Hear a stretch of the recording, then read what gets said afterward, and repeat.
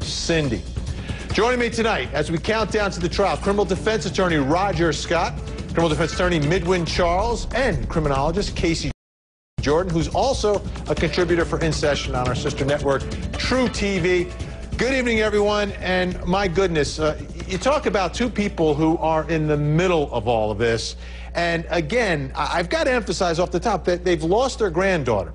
And this is a devastating loss for George and Cindy Anthony, and how they've reacted and what they've done. I sort of give them a pass on what they've said and what they've done, because no one knows how they would deal with such a tragedy like that. Then on top of it, the state wants to put their daughter to death. And I don't know if they're in denial. I don't know exactly what they believe. But what I do know, Midwin Charles, is that these two people will be in the middle of this case, and their testimony on the witness stand may either help the state immensely or perhaps help the defense here. How do you think they testify, Midwin? I mean, emotionally, when it's that moment to take the stand and tell the truth, the whole truth, and nothing but the truth? Well, I think it's going to be very difficult for them. And I know that Judge Perry here had ordered that neither one of George or Cindy could hear each other's testimony, which I think is interesting. They each had to step out of the courtroom. But Vinny, in your intro, you mentioned that they lost their granddaughter. They also, for all intents and purposes, have lost their daughter, who is now on trial for her life. Just imagine how this family is ripped apart. But I think their testimony is going to be critical. Remember, they were the ones who first alerted police to the fact that Kaylee was missing. They started the investigation. They started the case. Roger, I want you to take a listen, because we recall also there's a civil case, and they were both deposed, and we got an idea of, you know, how they can be when it's time to testify. Take a listen to first Cindy Anthony. Again, this is from the civil case where she's being deposed by Zenaida Gonzalez's attorney. I do want to commend you. You know your dates. Yeah, I do, because I did my homework before I came here today, sir. This was something that Casey used to take with her to Zanny's so that her child could sleep on it. Is that right? If she thought that she might be staying late. Okay. So signature, did she sign it?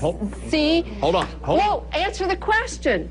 You're asking me, did she sign that? I'm asking. Okay, all right, you're asking me a question, and I want to verify, did she sign that Sawgrass thing, see Zenaida Gonzalez? Okay. It's not fair to say. Okay.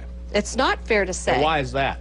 Because you're asking me why is that? Because if you're saying that Casey's accusing her, then on her statement on July 16th, she would have said the nanny was C. Zenaida Gonzalez. Okay, without a Z on it. And where's the Fernandez come in? Let me tell you. Casey gave that. Let me say this to you. So there you go, Mr. Morgan. Where did she get the Fernandez? Where did you get the Fernandez? Why don't you tell the camera and all the viewers out there where Fernandez came from? It's not on her DMV record. Roger Scott, let me start with you. If we see Cindy Anthony, and again, I'm not judging her for how she's reacting to all of this, but if we see that Cindy Anthony on a witness stand in a courtroom, who does that help? If you've got the grandmother of Kaylee defiant, challenging lawyers on questions, how does that play? Well, it depends on how the lawyers are behaving. If the lawyer's behaving in a way that the jury feels is unfair, then she could be looked at as just defending herself and trying to tell the truth. If, however, it's, and it will be a much different atmosphere in the courtroom. Depositions, there's no judge.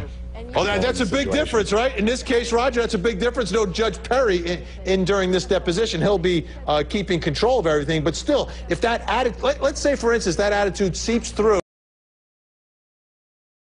as she's being questioned by prosecutors, Roger, is that a home run for the prosecutors, or is that better for the defense if she's defiant when the prosecutors are asking questions?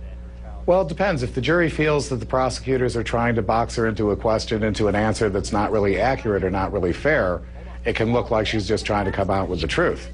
On the other hand, it can come out completely the opposite. It depends what the questions are and how the other side's behaving. Okay, let's take a look now. George Anthony, also deposed in that civil case involving Zenaida Gonzalez by her attorney. Take a listen.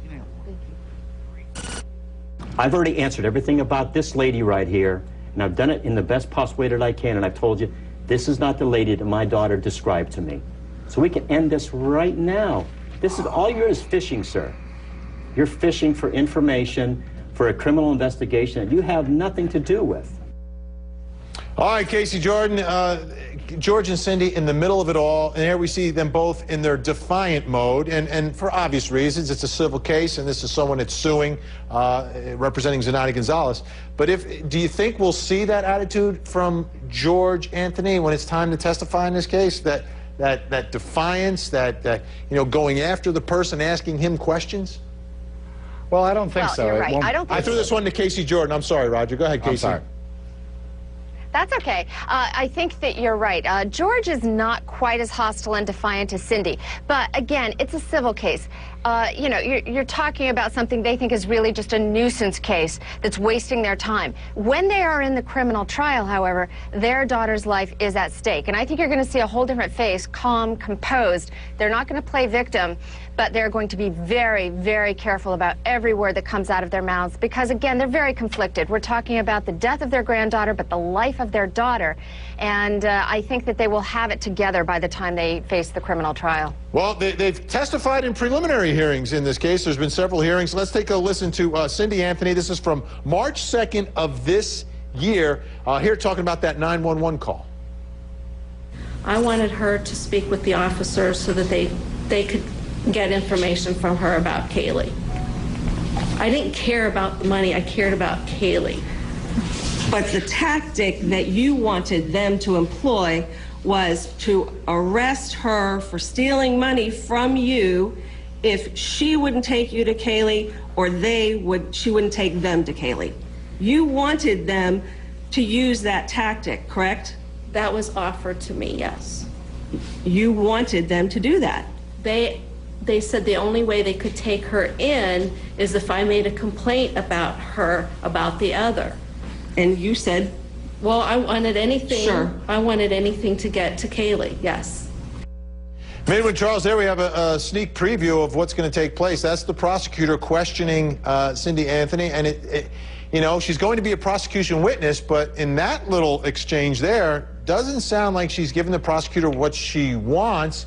Who comes across better in that exchange, the prosecution or Cindy Anthony?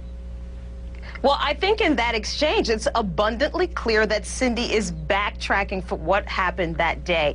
I think what happened that day is she realized her granddaughter was missing, and she understood that Casey probably is the only person who gave her those answers. And so she did what she thought she needed to do, and perhaps now she is second-guessing what happened on that day. And in talking to the prosecutor, it's becoming really clear that she's backtracking. All right, we're going to talk more about this a little bit later on in the program, so all my guests are going to stay with us. You can give us a call on this 1-877-TEL-HLN. Also,